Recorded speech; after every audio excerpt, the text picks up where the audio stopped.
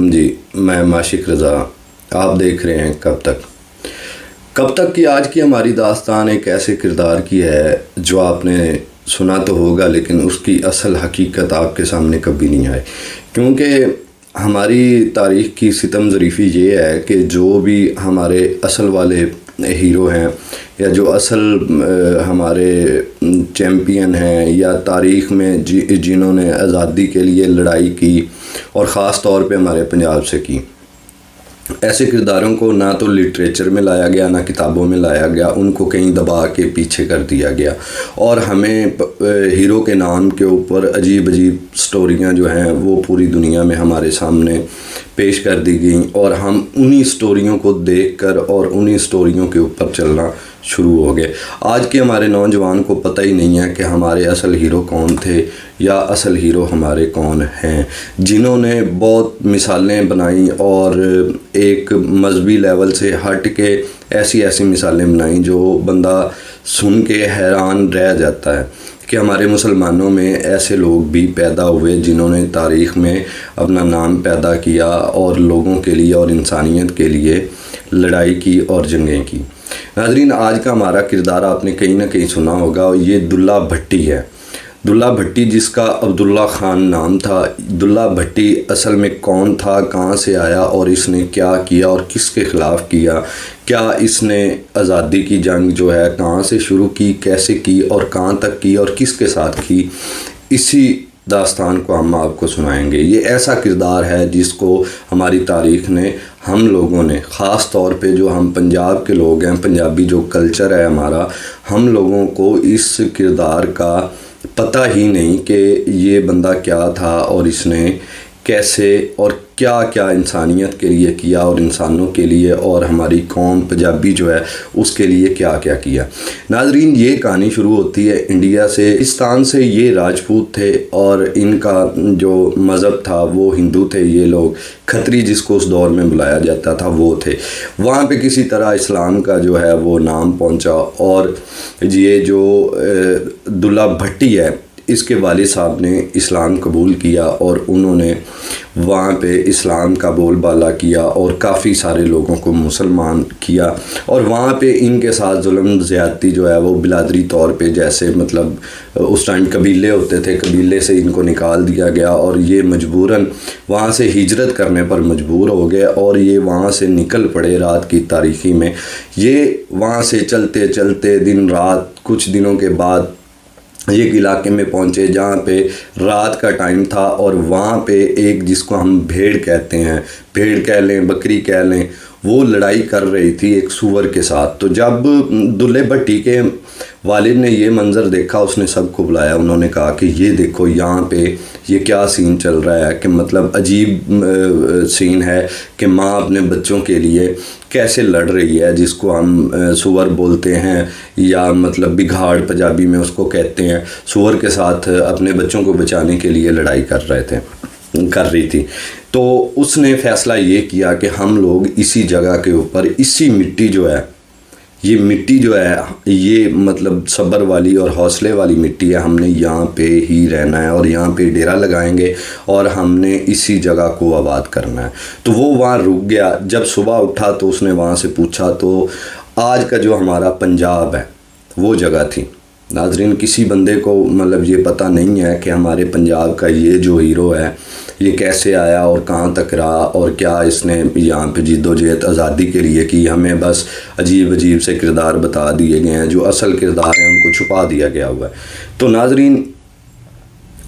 وہاں پہ انہوں نے اجازت لی، وہاں اس ٹائم جو حکمران تھا، جو زمیندار تھا، اس سے انہوں نے اجازت لی اور وہاں پہ انہوں نے سٹے کیا اور وہاں پہ انہوں نے اپنی آبادی شروع کر دی اور وہاں پہ انہوں نے غیر آباد زمین کو آباد کرنا شروع کر دیا۔ ساتھ ہی دریائے چناب کا کنارہ تھا جس کو آج ہم پنڈی بھٹیاں یا حفظ آباد کہتے ہیں، وہاں پہ انہوں نے اپنا بسیرا بنا لیا۔ چنانچہ یہ وہاں پہ بس گئے اور انہوں نے وہاں پہ زمیندارہ کھیتی باڑی شروع کر دی۔ ہوا یہ کہ اس دور کا جو حکمران تھا، جو بادشاہ تھا، جو ریاست تھی، وہ اکبر بادشاہ کی تھی۔ اکبر بادشاہ اس ٹائم نوجوان تھا، تو اس نے اپنے دبدبہ جو ہے وہ بڑھانے کے لیے اور اپنی حکومت میں انہوں نے 3 قسم کی جو نئے قانون بنا دیے کہ ایک تو زمیندار سے لگان لیا جائے گا، ٹیکس جسے بولتے ہیں وہ لیا جائے گا، ٹھیک ہے، اور مطلب ان کی فوج جہاں جس کے گھر میں گھس جاتی تھی وہاں سے لڑکیوں کو، عورت ذات کو اٹھا لیا جاتا تھا، وزیر ہوں سپاہی ہوں جو بھی تھے۔ تو ایک یہ چیز تھی۔ تیسری جو ان کی لڑائی تھی وہ یہ تھی کہ یہ لوگ دلی سے نکلا کرتے تھے یا پورے اپنے علاقوں سے نکل کر یہ جب دریائے چناب کراس کر کے مطلب یہ ادھر سے آتے تھے کلر کار کی طرف سے، یہاں سے دریا کو کراس کرتے تھے، کراس کر کے تو یہ لاہور جاتے تھے۔ تو بیچ میں یہاں پہ جو زمیندار تھے دلہ بھٹی کے، جو فرید بھٹی تھے وہ والد صاحب تھے، تو انہوں نے یہ جگہ پہ مطلب آبادی کی ہوئی تھی اور اپنی فصلیں وغیرہ جو ہیں وہ کاشت کرتے تھے۔ تو وہ پہلے ہی انہوں نے سٹینڈ لے لیا ہوا تھا کچھ مطلب زمیندار، کیونکہ ان کی لڑائی تھی زمین کے لیے، فصل کے لیے اور عورت کی عزت کے لیے۔ یہ ان کا مین لڑائی کا یا جو انہوں نے بغاوت کی تھی یا جو ان کی لڑائی تھی وہ اسی چیز کی تھی کہ ایک تو عورت کو عزت نہیں دی جاتی، دوسرا جو ہے ان کی فصلوں کو تباہ کر دیا جاتا ہے، اور تیسرا ان سے زیادہ ٹیکس جو ہے وہ وصول کیا جاتا ہے۔ تو وہ لوگ وہاں پہ آتے، جب دریا میں پانی زیادہ ہو جاتا تو وہ عبور نہیں کر پاتے تھے، تو وہاں پہ ان کو رکنا پڑنا 10 دن 20 دن 50 دن، تو وہ وہاں پہ ان کے جانوروں کو، مویشیوں کو پکڑ لیتے تھے اور ان کو حلال کر کے مطلب کھا پی جاتے تھے، اور جو فصلیں تھی چراگاہیں تھی وہ ختم ہو جاتی تھی۔ تو بعد میں جو دلہ بھٹی کے والد صاحب ہیں یا ان کا جو قبیلہ تھا یا جو یہ لوگ یہاں پہ بھٹی بیٹھے ہوئے تھے، ان کا بڑا مشکلات سے گزارا ہوتا تھا، اوپر سے پھر ٹیکس دینا ہوتا تھا۔ تو انہوں نے ان کو روکا اور ان کے ساتھ باقاعدہ طور پہ جنگ کا اعلان کیا۔ تو اکبر بادشاہ کو جب اس چیز کا پتہ چلا کہ وہاں پہ کچھ کسان زمیندار جو ہیں وہ اکٹھے ہو گئے ہیں اور ہمارے خلاف بغاوت کر رہے ہیں، تو اس نے ایک بہت بڑی فوج کی تعداد جو ہے وہ روانہ کی۔ دلہ بھٹی کے جو والد تھے انہوں نے جنگ کی باقاعدہ طور پہ، اور وہاں پہ زخمی ہو گئے اور گرفتار ہو گئے۔ اب دلہ بھٹی کے ساتھ، دلہ بھٹی کے والد کے ساتھ اس کے چچے بھی تھے، مطلب چچا بھی تھے، اور کچھ اور لوگ بھی تھے۔ ان کو پکڑ کے لاہور لے جایا گیا۔ لاہور میں جا کے ان کے اوپر بڑے ظلم و ستم کیے گئے اور ان کو پھانسی لگا دی گئی۔ پھانسی لگانے کے بعد ان کو وہاں پہ جہاں آج لنڈا بازار یا ریلوے اسٹیشن ہے لاہور کا، وہاں پہ جو تاریخ کے مطابق ہے وہاں پہ چوک میں ان کو لٹکایا گیا۔ جو میری تحقیق ہے، جو تاریخ دانوں نے لکھا ہے یا تاریخ کے اندر جو روایات پائی جاتی ہیں ان کے مطابق وہاں پہ ان کو لٹکا دیا گیا۔ صرف لٹکایا نہیں، ان کے جسم میں توڑی بھروا کے، تو وہ پتلے ان کے چمڑی کے بنا کے، اور کافی دنوں تک ان کو چوکوں میں لٹکایا گیا کہ تاکہ یہ زمیندار یا یہ بھٹی قوم جو ہے یہ مطلب اس چیز سے ہٹ جائے۔ تو روایات 2-3 قسم کی ہیں کہ اس ٹائم دلہ بھٹی جو تھا وہ ماں کے پیٹ میں تھا یا 4 مہینے کا تھا۔ یہ اب کیونکہ ہمارے مسلمانوں کے ساتھ یہی ہمیشہ سے جو ہے اسی طرح کے حادثات پیدا ہو جاتے ہیں کہ ایک روایت، ایک میں کوئی اور کچھ لکھتا ہے، ایک میں کوئی اور کچھ لکھتا ہے۔ تو بہرحال یہ تھا کہ دلہ بھٹی جو ہے وہ بعد میں پیدا ہوا، اپنے والد صاحب کی شہادت جو وہ وہاں پہ انہوں نے شہید کیا ان کو، تو وہ اس ٹائم اس دنیا میں آ چکا تھا۔ اور میری جو تحقیق ہے یا جو میں نے لکھاریوں کے بارے میں یا جو ہماری تاریخ کی پنجاب کے متعلق جو لوگ لکھتے ہیں یا جو کوئی ایک آدھی کتاب آئی ہوئی ہے ان کے حوالوں سے یہ پتہ چلتا ہے کہ جو ہمارے دریا کا دوسرا کنارہ ہے جس کو ہم اس ٹائم چنیوٹ ضلع کہتے ہیں، جو یہ دلہ بھٹی کی والدہ تھی وہ چنیوٹ سے تھیں، مطلب یہ نانکے جس کو ہم کہتے ہیں وہ والدہ کی طرف سے یہ چنیوٹ کا علاقہ ہے، وہاں سے دلہ بھٹی کی والدہ جو تھیں انان ہوتا رہا، سیڑھی در سیڑھی اپنے سال وقت گزرتا رہا، ادھر اکبر بادشاہ کی بھی بادشاہی جو ہے وہ بڑھتی رہی۔ تو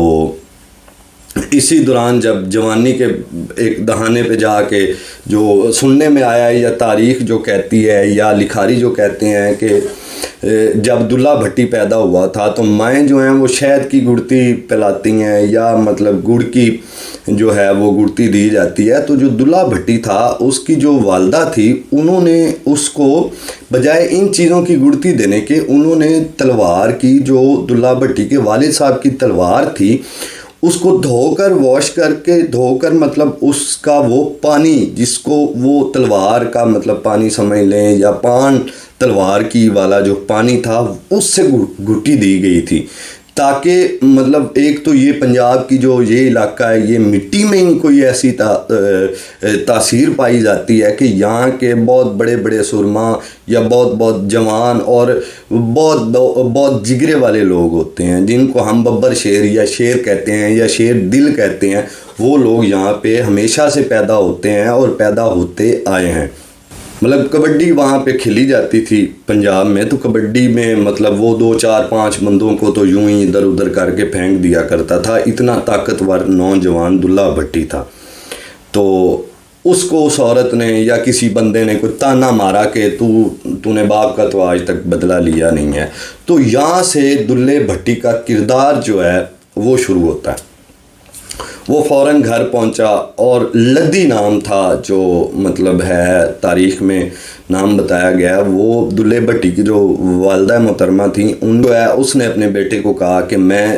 جب سے تجھے پال رہی ہوں تو اسی لیے پال رہی تھی کہ ایک دن تو میرے سے آ کے یہ سوال کرے گا اور میں تجھے یہ حقیقت بتاؤں گی. وہ اس کو باپ دادا کے کمرے میں لے گئی اور وہاں پہ اس نے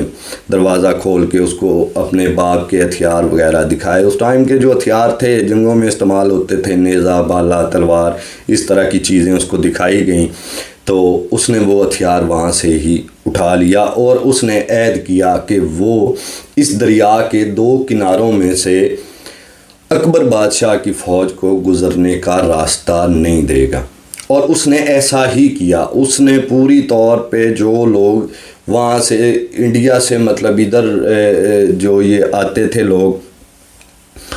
ان کی فوجوں کو, اکبر بادشاہ کی جو فوجیں ہیں ان کو مطلب اس نے لوٹنا شروع کر دیا اور لوٹ کے غریبوں میں بانٹنا شروع کر دیا. وہاں پہ بڑے بڑے قافلے انہوں نے لوٹے, بہت اس میں بتایا جاتا ہے ہزاروں کی تعداد میں لوگ جو ہیں ان کو لوٹا جاتا تھا اور باقاعدہ طور پہ پھر غریبوں میں وہ پیسہ یا وہ سونا جواہرات جو ہوتے تھے وہ غریبوں میں بانٹ دیا جاتا تھا. تو اسی وجہ سے پنجاب کے لوگ جو ہیں دلہا بھٹی کو رابن ہوڈ کے نام سے بھی جانتے ہیں. لیکن رابن ہوڈ جو ہے یہ ایک بہت چھوٹا جو ہے نا وہ ہے ان کے لیے جو, لیکن اس کی ہستی دلہے بھٹی کی بہت زیادہ تھی. یہ لقب بہت چھوٹا ہے رابن ہوڈ کا جو دیا گیا ہے دلہے بھٹی کو, کیونکہ اس کی مثال جو ہے وہ کوئی بھی جو آج تک مائی کا لال پیدا ایسا نہیں ہوا کہ وہ اس لیول تک جا کے پہنچے. دلہے بھٹی کے بہت داستانیں اور بہت سارے قصے ہیں, ان میں سے چند آپ کے سامنے رکھیں گے. ان میں سے ایک قصہ یہ ہے, اکبر بادشاہ کی فوج گزر رہی تھی تو وہاں پہ کچھ کھتریوں کے گھر, جن کو آج ہم ہندو بولتے ہیں, ہندوؤں کے گھر سے انہوں نے ایک لڑکی کو اٹھا لیا اور وہ لڑکی اٹھا کے لے گئے. وہاں پہ وہ جو ہندو تھا وہ گیا, وہاں پہ آگے وزیر تھا اکبر بادشاہ کا, تو اس نے اس کو مار کے گالیاں نکال کے وہاں سے نکال دیا. چنانچہ اس کو اور کوئی راستہ نظر نہ آیا تو وہ دلہا بھٹی کے پاس پہنچا اور اس نے حقیقت بیان کی کہ اس کی بیٹی کو اغوا کر لیا گیا ہے اور وہاں جانے پر اس کے اوپر ظلم و ستم کیا گیا ہے. تو اس نے بغیر سوچے سمجھے, یہ وہ اس کی داستان ہے یا وہ مثال ہے جو ذات پات سے مذہب سے کوئی تعلق نہیں رکھتی. یہ صرف انسانیت جس کو ہم آج بھول چکے ہیں, یہ وہ انسانیت کی مثال اس نے قائم کی کہ اس نے ایک ہندو لڑکی کے لیے بغیر سوچے سمجھے وہاں سے نیزہ اٹھایا اور اپنے دوستوں ساتھیوں کے ہمراہ وہ پہنچ گیا جہاں پہ وہ وزیر اور اس کی فوج بیٹھی ہوئی تھی. اس نے جا کے غیرت جس کو بولتے ہیں وہ اس نے غیرت کی ایک مثال پیدا کر دی انسانیت کے لیے کہ بیٹی کسی کی بھی ہو, وہ بیٹیاں جو ہوتی ہیں وہ سانجیاں ہوتی ہیں. اور اس نے وہاں جا کے ایک ایسی مثال بنائی کہ سب کے سر قلم کر دیے گئے اور وہاں سے اس لڑکی کو لایا گیا اور اس نے باقاعدہ آ کے उस हिंदू से कहा कि इसका जो मंगेतर है उसको बुलाया जाए। वो मंगेतर आया तो फिर दुल्हे भट्टी ने उसको अपनी बेटी बनाया और बेटी बना के वहाँ पे उसके साथ फेरे लगवाए। उसका साथ फेरे लगवा के उसने अपनी बेटी का दर्जा दे के उसका कन्यादान करवाया। पंडित नहीं मिला वहाँ पे उनको, तो दुल्हे भट्टी ने वहाँ पंडित के फ़र्ज़ जो था वो भी अदा किया और उसके साथ फेरे लगवाए। क्योंकि